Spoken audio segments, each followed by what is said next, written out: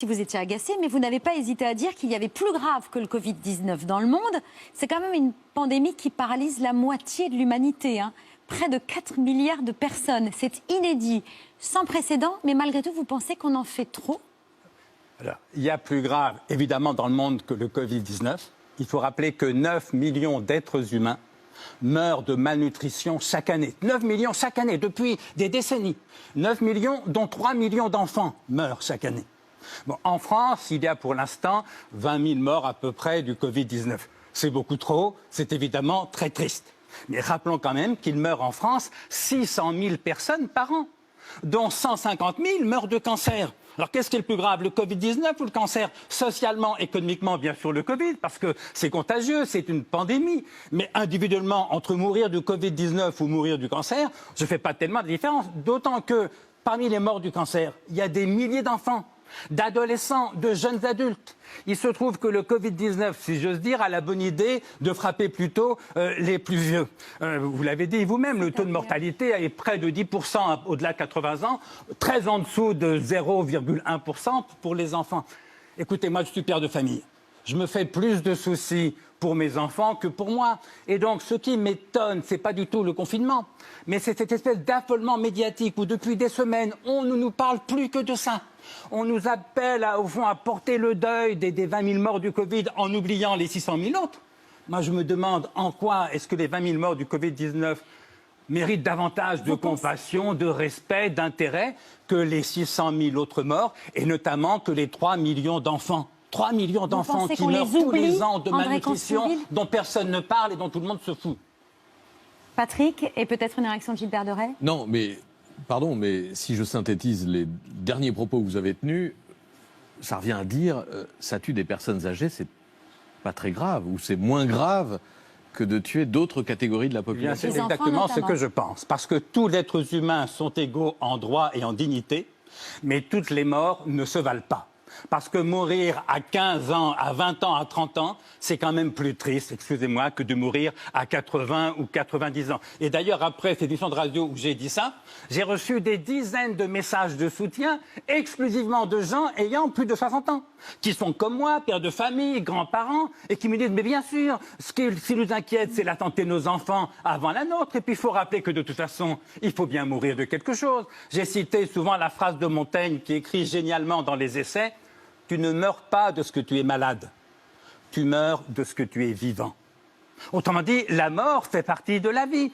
Et on a le sentiment des fois en regardant la télévision que nos journalistes redécouvrent tout d'un coup que nous sommes mortels. Tu parles d'un scoop, on sait bien qu'on est mortel. Alors, je préfère mourir le plus tard possible, mais au fond, je préfère que ce soit moi qui meure plutôt que mes enfants. Et donc, je pense en effet que protéger les jeunes, c'est notre priorité à tous. C'est pas une raison pour pas soigner les vieux, ça va de soi. Encore une fois, j'ai 68 ans, donc je fais partie des groupes à risque.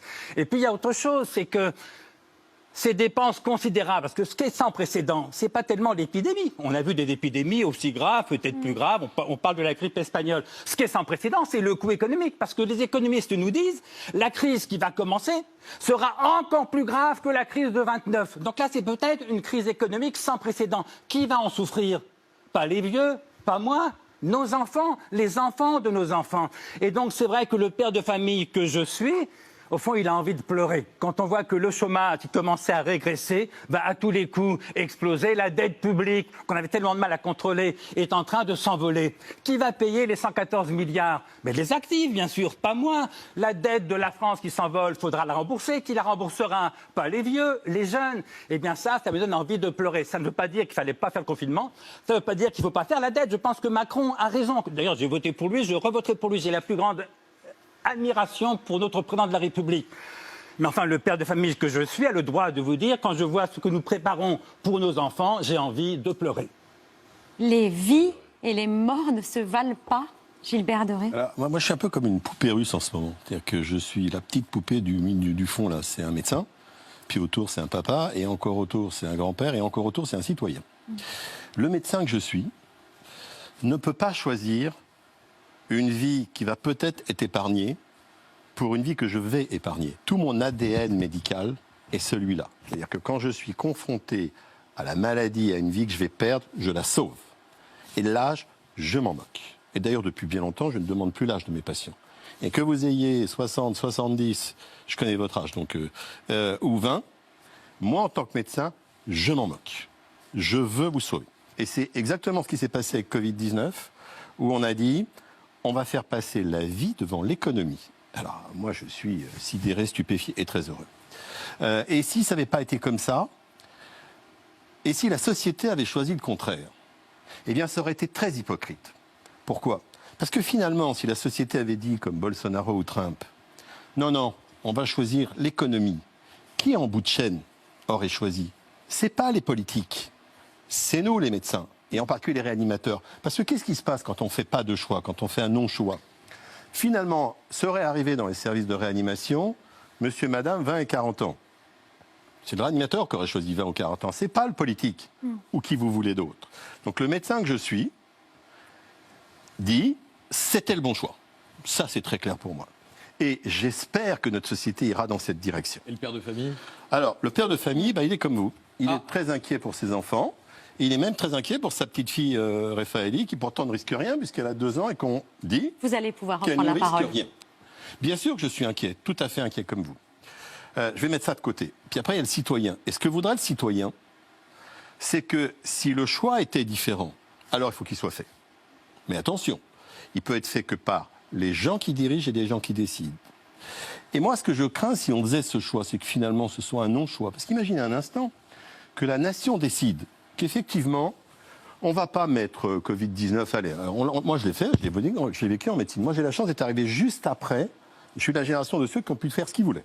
C'est-à-dire qu'on transplantait tout le monde, on faisait ce qu'on voulait. Mais imaginez que la nation décide qu'au-delà de 60 ans, on ne vous met pas en réanimation. La nation décide ça.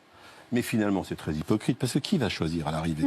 C'est pas le président de la République, c'est le réanimateur qui va choisir. Donc finalement, moi, le citoyen, je suis en permanence ramené à ma condition de médecin. Moi, je ne suis pas médecin. Et donc, je comprends très bien que pour un médecin, la santé est évidemment l'essentiel. Il ne serait pas médecin autrement. Pour l'homme que je suis, je tiens beaucoup à ma santé, mais je trouve que la liberté, le bonheur, l'amour, la justice, c'est des valeurs plus hautes. Et au fond, ce qui m'inquiète dans ce que j'appelle le pan-médicalisme, pan en grec, ça veut dire tout. C'est-à-dire tout soumettre à la médecine. C'est que pour beaucoup de gens, la santé devient la valeur suprême. Alors si la santé devient la valeur suprême, effectivement, soumettons tout à la médecine. Déléguons à la médecine non seulement la gestion de nos maladies, ce qui est normal, mais la gestion de nos vies et de nos sociétés. Et ça, je trouve ça plus inquiétant. Vous savez, Voltaire disait joliment au XVIIIe siècle, j'ai décidé d'être heureux parce que c'est bon pour la santé. Eh bien, le jour où le bonheur n'est plus qu'un moyen pour atteindre ce but suprême qu'est la santé, on assiste à un renversement considérable par rapport à au moins 20 siècles de civilisation, où on considérait à l'inverse que la santé n'est qu'un moyen, certes particulièrement précieux, mais un moyen pour atteindre ce but suprême qu'est le bonheur. Autrement dit, la santé est une chose très importante, il n'y a pas que ça dans la vie. J'ajoute sur le rapport à l'économie. Les 9 millions de gens qui meurent de malnutrition, les 3 millions d'enfants, ils ne meurent pas pour des raisons médicales, ils meurent pour des raisons économiques. Faisons une expérience de pensée. Imaginez que tout le corps médical, les soignants, fassent une grève totale pendant 1 an. Qu'est-ce qui se passe pour l'économie ? 2 gros problèmes. Mais enfin, il y aura quand même du pain chez vous de boulanger, de la viande chez votre boucher et de l'essence dans votre voiture.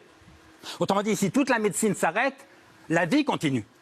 Imaginez à l'inverse que tout le monde fasse grève. Imaginez à l'inverse que tout le monde fasse grève pendant 1 an, sauf les médecins et les soignants. Qu'est-ce qui se passe ? Il n'y a plus de patients, il n'y a plus de médecins, tout le monde est mort de faim. Autrement dit, arrêtons de dire la santé c'est formidable, l'économie c'est mal, c'est de l'argent, c'est pour les méchants. Il n'y a pas de santé sans économie. La médecine coûte cher, tant mieux, c'est le programme médical. Ne rêvons pas d'une bonne médecine avec une mauvaise économie. Pourquoi faudrait-il choisir entre la santé et l'économie ? Il ne faut pas choisir, il faut les deux précisément, simplement. Ça veut dire qu'on ne peut pas privilégier que la santé. Parce qu'encore une fois, la santé a besoin d'une bonne économie. On n'aura pas une bonne médecine avec une économie qui s'effondre. Tout le monde veut augmenter les dépenses de santé. Je suis pour comme tout le monde. Mais comment allons-nous faire si l'économie s'effondre ? Là, c'est une pure illusion. Et donc, il faut aussi sauver l'économie. Et ce qui m'inquiète un peu, pardon d'être un peu long, c'est qu'on entend 10 médecins chaque soir à la télévision. C'est très bien, moi j'aime beaucoup les médecins, je les trouve très intéressants. On entend des fois un économiste pour lui demander combien ça va coûter. Mais jamais pour lui demander ce qu'il faut faire. Autrement dit, actuellement, les médecins disent ce qu'il faut faire et les économistes calculent combien ça va coûter. Attention, c'est casse-gueule. La santé est une très grande chose. Vive la médecine, vive le corps soignant. C'est pas la médecine qui nourrit une société. La pauvreté, la misère tuent aussi et davantage. Gilbert Mais Deray, là, pour moi, conclure. moi, je vous suis à 100% là-dessus. Mais oui. Parce que, évidemment, que la médecine ne peut pas être isolée de la société. D'ailleurs, un assez bon indicateur de l'état d'une société.